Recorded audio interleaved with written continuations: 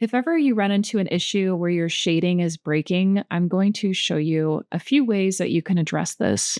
Now, the funny thing is if I shade smooth, you can't really see that there's an issue with the mesh, but when you shade flat, you can see it's very apparent. So what I'm going to do is tab into edit mode.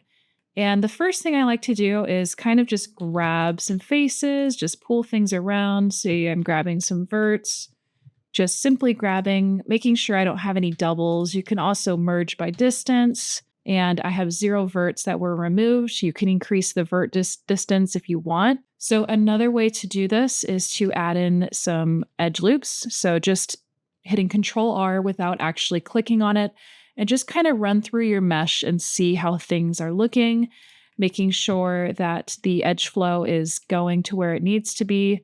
So I'm just going to do that. Right. So when I do a Control R, I can see that there's a break right here. So I'm going to go ahead and click and just take a look at where this is stopping. So obviously I'm having some issues with something back here. Something is probably not making sense. So I'm going to go through and see if I can't just delete some faces and resolve this. Okay, so I seem to have found the issue. I have 2 edges that are kind of intersecting on top of each other. And you could see it's very, very light. So what I need to do is really go through and actually delete that edge that is just kind of running through. You might have a different issue with that. So now when you look at your mesh, things should be nice and clean.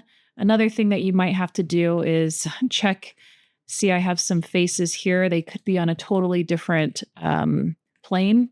So you might have to scale that so that they're appropriately lined up and there's no issue with that. And that should go away. Obviously, I need to fix this side up. But yeah, there you have it. Things should be nice and shiny and you shouldn't have any more issues with that. So beware of overlapping edges, extra verts, and or faces. I'll see you in the next one.